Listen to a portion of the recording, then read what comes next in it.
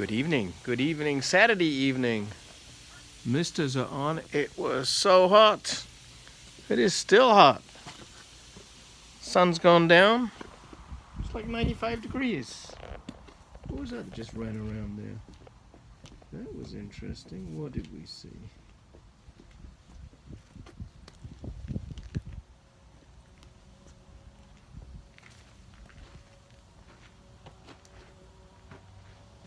Don't know. It was fast. So, oh yeah, I tried to go for a little walk for just to go and pick up a package from the mailbox. It was special. Really warm.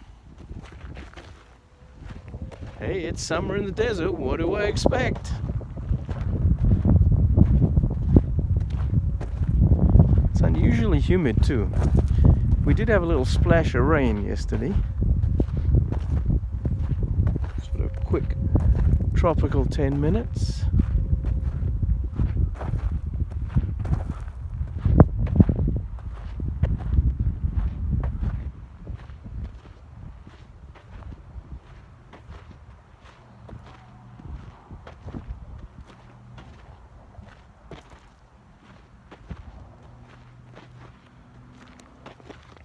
So, what's going on?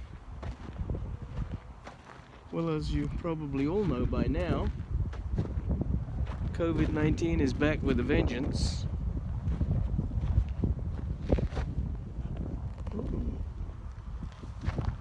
Now we found where the large beetles are hiding. No wonder they need such a big hole. Look at the size of that guy.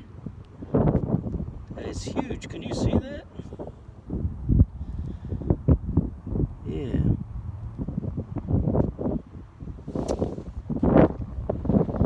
So, yeah, Florida and Texas have already reversed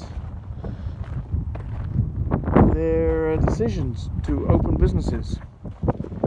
But I gotta say, you know, the business people are taking the brunt of it. Because that's not really what the problem is. The problem is that suddenly there's this cry for freedom. Hey, don't tell us to wear masks. Well, the result of that is pretty obvious. Forgetting social distancing and not wearing masks has not been the issue of the small businesses, or large ones for that matter. Just sheer stupidity. So I see stupid, really stupid posts on social media like, hey, if masks work, why do I need social distancing? Or if social distancing works, why do I need masks? And if they both work, why do I need lockdown? So that's a post that I saw. And I saw the perfect response. I wish I could claim it was my idea, but it was not. I saw it. It was brilliant. It says, well, if seatbelts work, why do I need airbags? Hey, if airbags work, why do I need seatbelts? And if they both work, why do I need brakes? Yeah, I think that that's about the level we are at if we're questioning the reason that we need to wear masks. And that will explain the next thing, the perfect segue. Look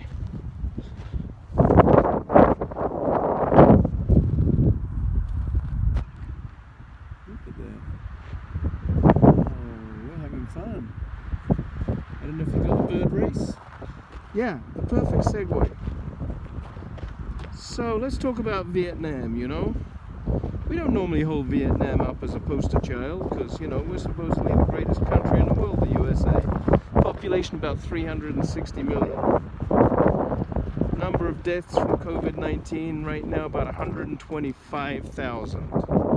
We shan't talk about infection numbers because no one really knows how many people are infected. If you listen to our president, if we didn't test so much, we wouldn't have much infection. You know, and that is going to rate as one of the all-time great quotes, the great presidential quote of our time. the level of intellect that it took to get voted into power. So anyway, 125,000 deaths in the US, population 360,000. Now on the border of China, about an 800-mile border that they share, is Vietnam. Do you know how many deaths there have been in Vietnam? I kid you not. How many deaths from coronavirus? 0. 0. The closest they got was a gentleman, a Brit from Scotland, actually, a pilot named Stephen Cameron. So he was the last COVID-19 patient in hospital in Vietnam. He's still there, and they're working on plans to send him home to Scotland. He was on a ventilator for 58 days. His kidneys closed down, his lungs closed down. He became quite a celebrity. It was daily news, reality news on Vietnam. The whole population's rooting for him to live. So this is not something that Vietnam is hiding. This is not like false data. This is, they're tracking everything that's going on. So Stephen Cameron, his lungs closed down. They even, a 70-year-old Vietnamese man offered to provide a lung transplant for Stephen Cameron, but in fact both his lungs closed down, so that wouldn't have worked out so well. So his lungs closed down, his kidneys closed down, and his oxygen was down to 10% of normal, and he was on a ventilator for 58 days, and they wouldn't give up. His blood was clotting. I mean, it was all going wrong, and they just kept him going. Dialysis, heart-lung machine, ventilator. They put him in an induced coma, and now he's pretty much alive and well to talk about it. The only reason he hasn't gone out of hospital is he's so weak after 58 days on the ventilator that he can't move his legs very well. He's got no strength. All of his muscles are atrophied. And if you've ever been in hospital for any period of time, especially if you're a fit, athletic person, it's always shocking to feel how quickly your muscle strength just disappears, even if you've been really fit before you went in. So that's the story of Vietnam. So the population of Vietnam is about 95.5 million compared to the population of the US of 360 million. And the mortality rate from COVID-19 so far recorded in the US is about 125,000. That would make about 35,000 deaths in Vietnam, the equivalent to US history for this virus. And the answer is they have 0. Or you could choose China. China are at about 5,000 deaths for a population of 1.1 billion. So we're not the worst, I gotta say, but it makes you think, right? I mean, it's thinking like the whole, hey, if we don't test as much, we won't have these infections, and hey, if we don't wear a mask, why should we, whatever. It's our choice, that's our freedom.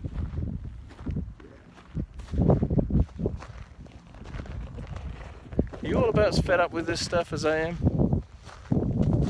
It's incredible. Really incredible.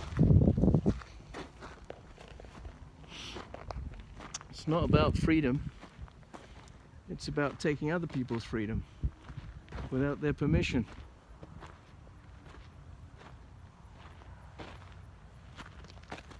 So it's not good.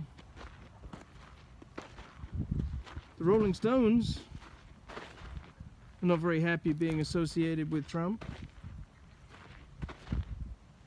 Trump used his song, "You Can't Always Get What You Want," in his 2016 rally, and he's used it again in Tulsa last week. And apparently the Rolling Stones had already sent cease and desist notices, but he ignored them. So now it looks like they're going to sue him to not use their music. And they made it clear that they do not support Trump. Now, if I were me, I would not. I mean, like, if I'm in that situation, I am me, but if I'm in that situation, I don't think I'd mess with the Rolling Stones. You know, you could be President Trump, but I don't believe that gives you immunity to copyright rules. So, what else? Oh yeah, big news. Okay, there's a new hashtag going around. You might have seen it already on my post. I covered it. First time I covered it was on Thursday. So it's hashtag Stop Hate for Profit. And what this is about is finally major corporations and small ones, like one of mine, Surely Chameleon. We are the first company in the hair creation business, the hair addition business, to boycott paid advertising on Facebook, Instagram, Twitter, YouTube. The companies that are signed on to this boycott now include all of the brands of Unilever. I'm sure most of you know Unilever is one of the largest multi-consumer brand multinational companies. It started with Ben & Jerry, we've never been shown. Unilever, hats off to them. They seem to have managed to, in spite of acquiring the company, have kept Ben & Jerry's cultural values alive.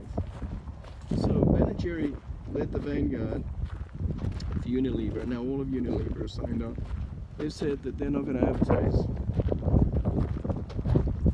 on Facebook and Instagram and Twitter for the rest of the year. Coca-Cola got on board and said, we're not going to advertise on YouTube either, they're just as bad, which I agree with. And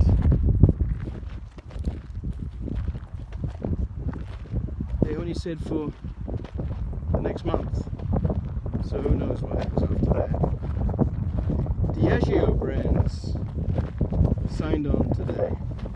Diageo, any one of you like alcohol? They happen to own brands like Johnny Walker and J&B, Justerini and Bruce, and Crown Royal whiskies, and Smirnoff and Syrup vodka, and Tanqueray gin.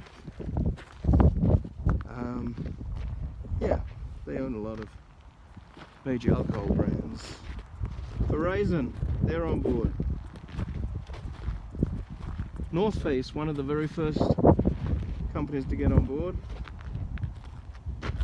Outdoor clothing retailer, followed by REI, Patagonia, Eddie Bauer, all on board. And basically, it's about damn time. Legislation, or the threat of it, surely hasn't worked.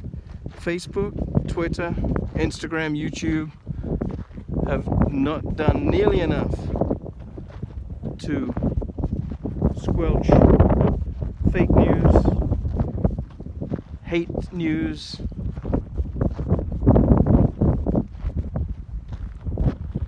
anti-racist propaganda. They seem to be called out on by the president, but racist propaganda, they just been letting it go like crazy. Mr. Zuckerberg proudly said, we have stopped 86% of all fake news and hate news, hate posts, etc. I'm interested that they know that, number one. Number two, 14% of all racial biased posts, white supremacist posts, that's a lot.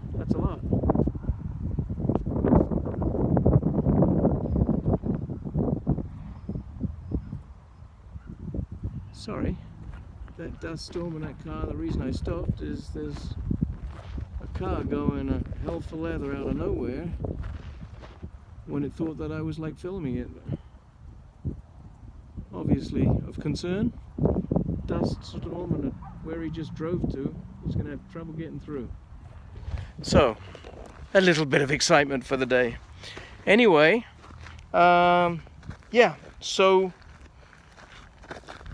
they believe by stopping advertising, they can put real pressure on social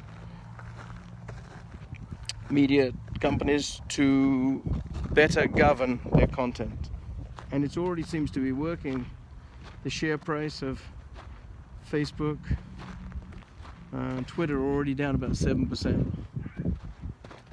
And it's only really just starting. So we'll see what happens next. But I think it's a very worthwhile cause. And what do you mean by, what is fake news? I'll give you an example. Fake news, yeah. I see very active posting by an organization on both Facebook and LinkedIn called Responsible Citizens for California. Well, I believe I'm a responsible citizen in California. There's quite a lot of us, really. About 40 million. I think quite a lot of us would think that we're responsible citizens for California. This little band of merry men and women believe in the ability, the right, the constitutional right to bear arms, which is in our Constitution, openly. So they want to carry arms. They want to carry guns into public restaurants, by schools, etc., etc. Now, I don't want to debate the wisdom of that.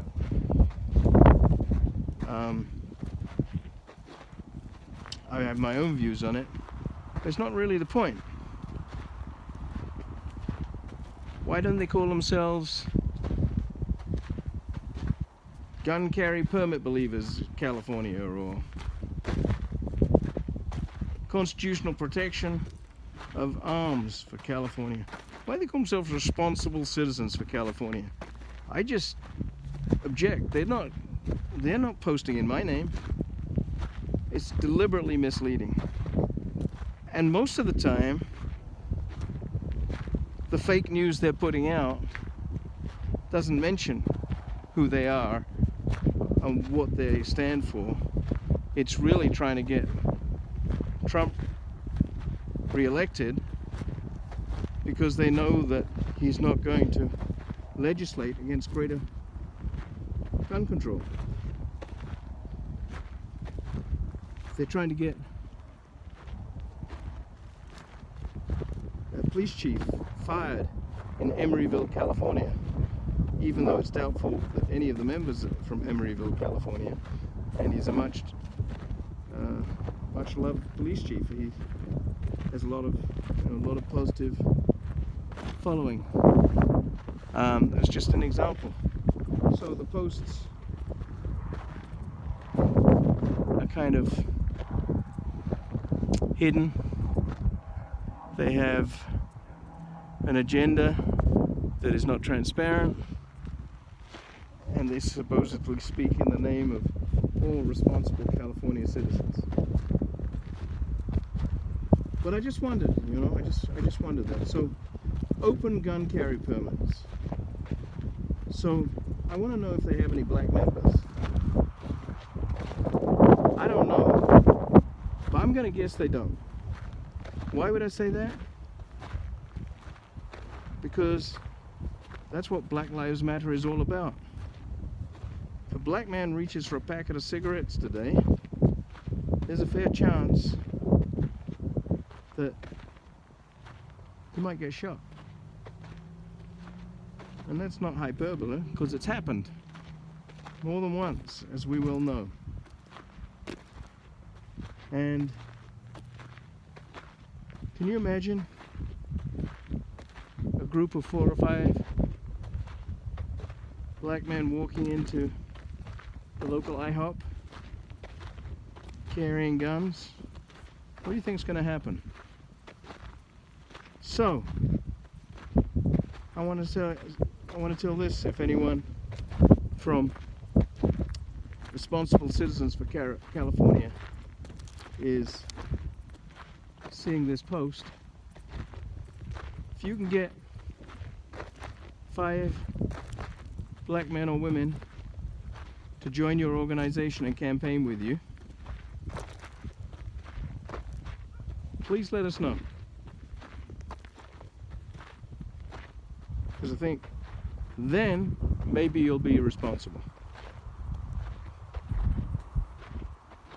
So that's it. Done with fake news, done with hate news.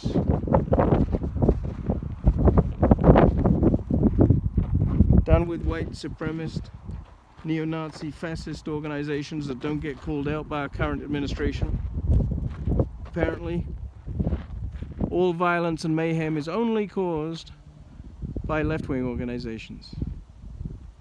And if you believe that, then you probably also believe that if we didn't do so much COVID-19 testing, we wouldn't have so many infections. Good night, y'all.